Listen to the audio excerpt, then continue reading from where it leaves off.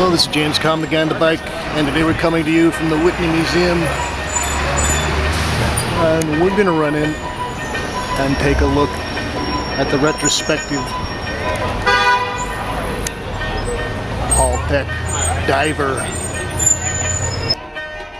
Well, I missed the press preview yesterday, so we're going to have to go on the lowdown and see what we can get. Well, I tried to talk them into letting me come in and do some photography, but they decided that they had a very strict photo policy. Anyway, this is a Andy Warhol screen test for Paul Thek, and Paul Thek was actually, I guess, a friend of Andy, and he was able to get Andy to give him this Brillo box, which he converted into one of his meat box sculptures, and it's got a little hose connected to it with an air vent. Now, a lot of people don't believe that Paul Thek is very influential, but here is some work that relates to Robert Goldberg. And if you look at these pieces, at the time he was responding to minimalism and people like Don Judd with his square boxes and some of the other very reductive abstractionists. You know, I've liked Paul's work for a long time, and he's kind of off the radar. He was a very popular artist in the 60s, and this first gallery, I think, documents most of his work from the 60s. And somehow or other, he has become a very large influence on a lot of very popular artists these days. I think this piece is from the Museum of Modern Art, but we'll splice in a Damien Hirst piece here. That was from Damien's show last winter, but you can see that the use of the tank, the cube, the meat, all relates back to Thek.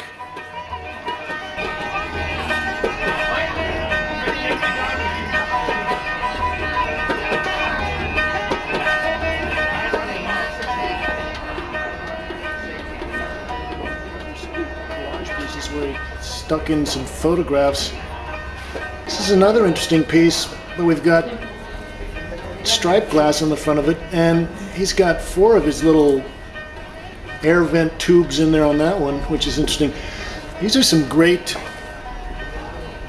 renderings of his cases he was building, very, very competent, great architectural drawings. This is an interesting piece with its pyramid.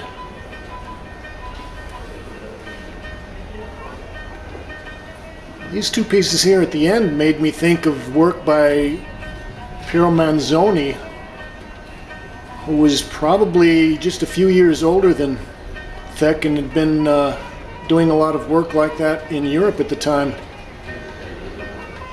These pieces with the plastic cases also relate to Jeff Koons, you know, his very famous tank pieces, and even before that he had the vacuum cleaners in plastic cases. This also makes me think of Don Judd and some of his box sculpture that he was using colored plexiglass at the time. Well, we'll move over to some of the other galleries a little later in his career now. Oh, that was the Dead Hippie.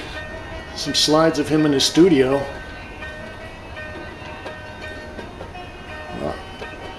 I believe this was some of the work that he did in Europe, and his drawing was very, very beautiful. There was some wonderful still lives of the shells, portraits. I think those are pen and ink still lives. Now this piece here with the oriental carpet on there has a bunch of little bronze sculptures on there and was made to look like a street fair. That's the Uncle Tom's Cabin with the Tower of Babel going out of the top, and it kind of looks like somebody's built the Watts Towers on top of that. Now, these are examples of his paintings on newspapers, and they talk about how a lot of his work was very ephemeral and didn't last, but that makes up most of this show. Now these are the works that he did when he got back to New York, and in 1979, I was going to school at the Art Students League. My instructor, Knox Martin, told me I should go over and visit the Brooke Jackson Gallery Iolis on 57th Street, and when I did, I got there and saw a show of Paul Thek's, and there were all these tiny paintings with the lights on them like this, and I didn't know who he was, but I'll tell you what, the work always stuck with me. And these text pieces these are very nice. You could hang these up in a Williamsburg gallery and people would swear that they were painted yesterday. I wish I would have gotten a better shot of this bunny rabbit painting. I think that's the largest painting in the show. You know, another thing is they talk a lot in the wall text about his association with Neil Jenny and how influential Neil Jenny was on him. This gallery right here is a recreation of his last show. This was at a storefront gallery in the East Village at the time, and then they reinstalled it